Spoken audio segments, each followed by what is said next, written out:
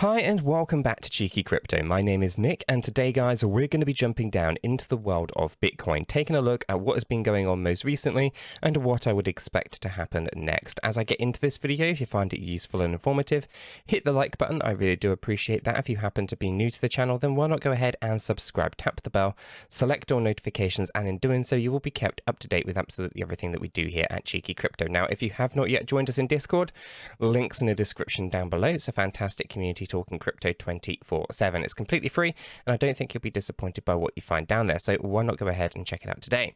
And if you're looking for a little bit more from the crypto space, why not check out the Patreon services in the description down below as well. Okay guys, let's waste no more time. Let's get right on into this. Bitcoin paired up with USDT on the hourly chart, and Binance is the data source. Now not a lot has really changed since yesterday. Essentially we've kind of gone down a little bit here, and we are definitely finding the right momentum for downward moves. But essentially, you know, it's been quite slow and boring, and so that story pretty much from the last couple of weeks has just been pretty much the same, right? Very, very slow, very, very boring. You know, lots of traps being sprung, you know, bull traps, bear traps, and all these various different things.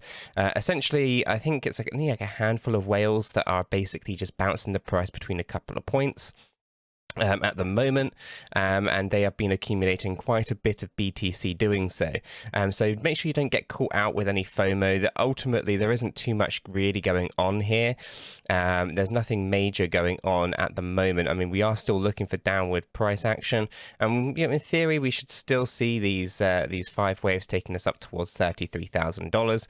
But essentially, you know, I don't think it's going to be anytime soon that we actually kind of see this kind of play out. If anything, we are looking more downward for the most part. So let's just kind of recap here a little bit. Okay, we are heading towards the 28,700 approximately. This is basically a correction from this high end here of 31.7 down to this low point just below $30,000. Then we go up, and now we're looking to pull back down, and we're looking for that to be about 28,700 approximately. Again, you've got one as well just in here. And again, you could look at it like so as well. Okay, so I don't want to kind of confuse too many people with all of that kind of sub-wave counts and whatnot, but for the most part, we are looking to kind of come on down. Now, as we bring the stochastic RSI back up into play, you can see that we're overbought. So, you know, we will pull back a little bit. And last time we were overbought, we were just up here. So, you know, it was a small amount of a decrease in here during this moment. And then, of course, we're right back up into the overbought area by staying lower than we were previously. Okay, so this is a momentum indicator. It tells us that there's more people willing to sell than to buy, and you know, you'll probably find that the price will move up a little bit once we kind of bottom out again. But again, you know, we are seeing a bit of a trend, at least a trend line here, if I were to draw it on, where basically we are setting these lower highs, right, essentially. So we should be thinking of some kind of pullback down, some kind of bounce upwards, and probably going to see that continue a little bit. But we should be cautious, because if the whales are going to continue doing what they have done for the last couple of weeks, then a bounce to the upside is due. And again, you know, we are talking about $33,000 as one of the scenarios here. Okay, so again, I've said this a few times, but Elliott wave theory, which is what all of these 1, 2, 3, 4, 5s or ABCs or ABCDEs are all about, what they are doing is basically plotting people's behavior. Okay, and when you start to see a specific set of these, then you usually see another set of them afterwards. So we have 5 waves going up, we have 3 waves coming down, we should expect 5 waves to come on up. So we are still talking about $28,000 at the low point, and then from there we're probably going to be looking at a 5-wave structure upwards towards $33,000. After that, I would anticipate the whole thing being done, and we just start to move rapidly to the downside again.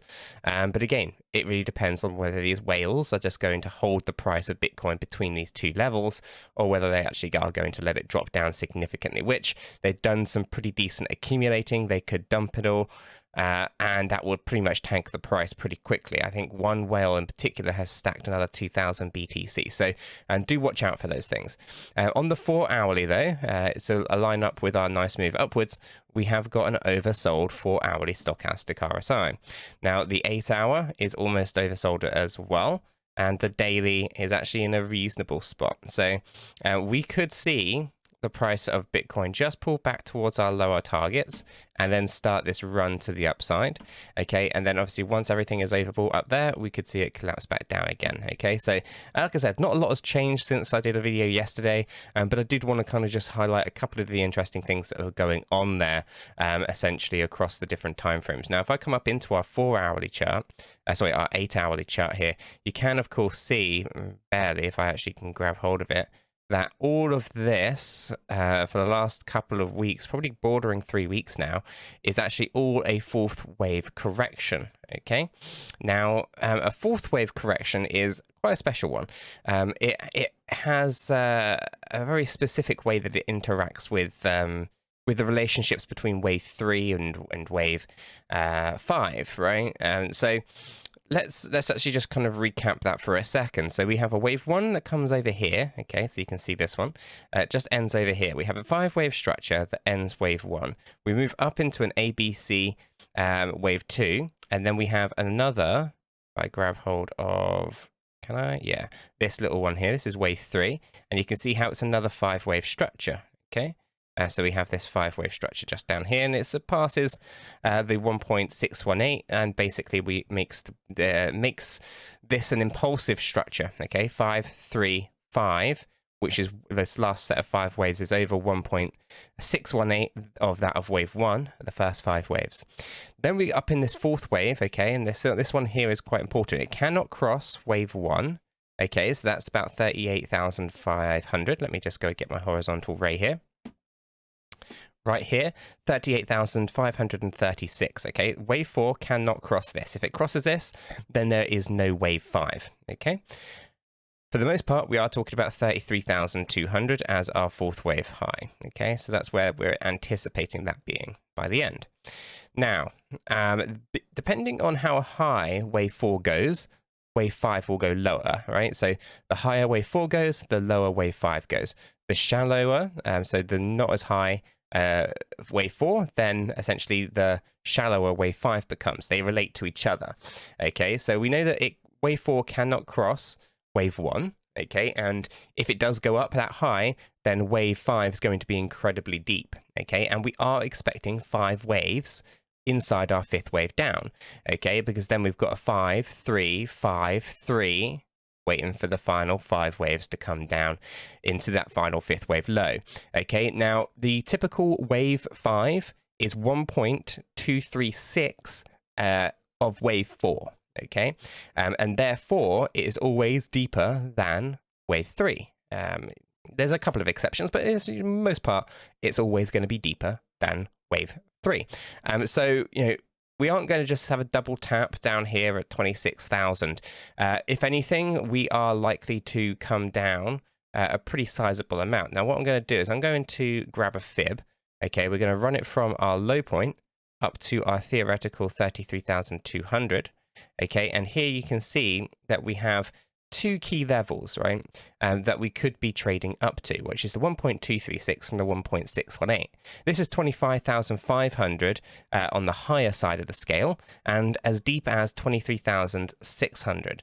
Now, I've still got my lower targets down here at 22,900, and this is because it's a 1-to-1 ratio on a daily chart.